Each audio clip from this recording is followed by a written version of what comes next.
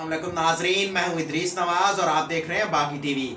नाजरीन, सरगोदा के नवाही गांव बहक मेकन के इलाका मकीनों का नई तामीर शुदा सड़क पर नाकिस मटीरियल इस्तेमाल करने पर ठेकेदार के खिलाफ एहतजाजी मुजाहिरीन का क्या कहना है, आइए आपको सुनाते हैं।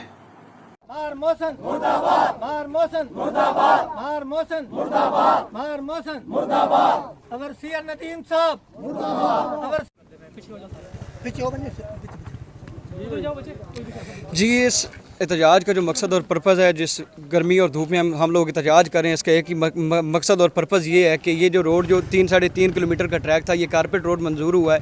बजाय कारपेट रोड बनाने के ये आम स्टैंडर्ड के जो रोड्स हैं उनसे भी नाकिस बनाया गया है, बिल्कुल नाकिस मटेरियल इस्तेमाल किया गया है। और आप जानते हैं कि ये जो एरिया है ये इरीगेटेड एरिया है। यहाँ पर जो किसानों का माशी कत्ल इस तरह किया गया है कि 6 से 7 पुल जो हैं वो मंजूर हुए थे इस पूरे 3.5 किलोमीटर के ट्रैक में, लेकिन एक पुल नहीं बनाया गया जिससे जो पानी की निकासी है और बाकी जो फसलों को पानी दिया जाता है वो नहीं मिल रहा, जिसकी वजह से किसान का माशी कत्ल हो रहा है। और दूसरा ये है कि जो जितना एरिया जो ये 3-3.5 किलोमीटर का ट्रैक है, इसमें बिल्कुल नाकिस मटेरियल इस्तेमाल किया गया है।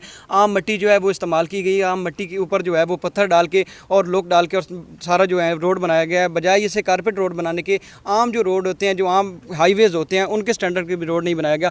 तो हमारी वज़ीर आला और वज़ीर आज़म साहब से ये गुजारिश है, क्योंकि ये हुकूमत जो है ये तसाब के नाम पर हुकूमत बनी थी, इनसे ये छोटी सी गुजारिश है कि काइंडली इसका नोटिस लें और ये इस ठेकेदार के खिलाफ और ओवरसीज़ के खिलाफ और जितने भी इसमें सुपरवाइजर्स मुलव्वस हैं, जितने भी इसमें ठेकेदार जिन लोगों ने करप्शन की है, उनके खिलाफ कार्रवाई की जाए। और हमारा एक ही मुतालबा है कि इस रोड को दोबारा तामीर किया जाए और जो इरीगेटेड एरिया जो पुलें हैं उनको सेट किया जाए ताकि किसान का माशी कत्ल ख़त्म हो। वज़ीर आला पंजाब वज़ीर आज़म इमरान खान वफाकी मुतसिब अदालत DCO और कमिश्नर के अगे अपील है कि साडा ये रोड जिहड़ा वधा गया बिल्कुल नाकिस वधा गया। हालांकि इत्थे 6 महीने बुलडोजर खल्ला रहा तो उस विच 1000 रुपया एक साढ़े जिहा जिमीदार तेल का दिता, जिहड़ा 1000 नाल तेल पूरे रोड ते 3.5 किलोमीटर के फासले वो 1000 रुपये के डीजल सिर्फ वो रोड़ा बैठाया गया है।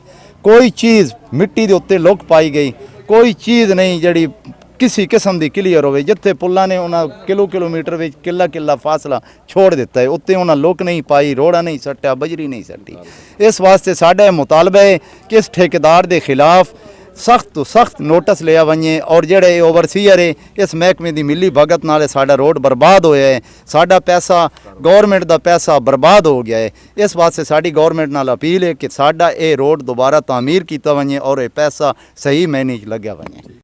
साडी जी कमिश्नर साहब से दरखास्त है कि असी 2 साल तो जलील हो रहे हैं, मतलब पिछले 2017 तो लैके इस वक्त तक साडा फसलों का बड़ा नुकसान होया ते असी ठेकेदार नूं बार आखते रहे हैं भाई साडा नुकसान हो रहा, सन पुलां बना दे, साडी पानी की निकासी कोई नहीं, नहरी निज़ाम साडा बिल्कुल मुअत्तल रहा 2 साल तो।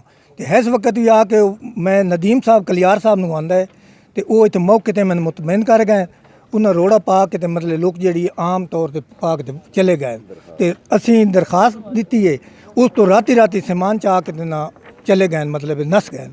तो उस तो फिर किसी कोई साढ़े जिम्मेवार नहीं बने, असी उधर अदालत ही टुरे गए। अपना कोई कैमरामैन हसन शहजाद के साथ इदरीस नवाज, बागी टीवी, सरगोदा।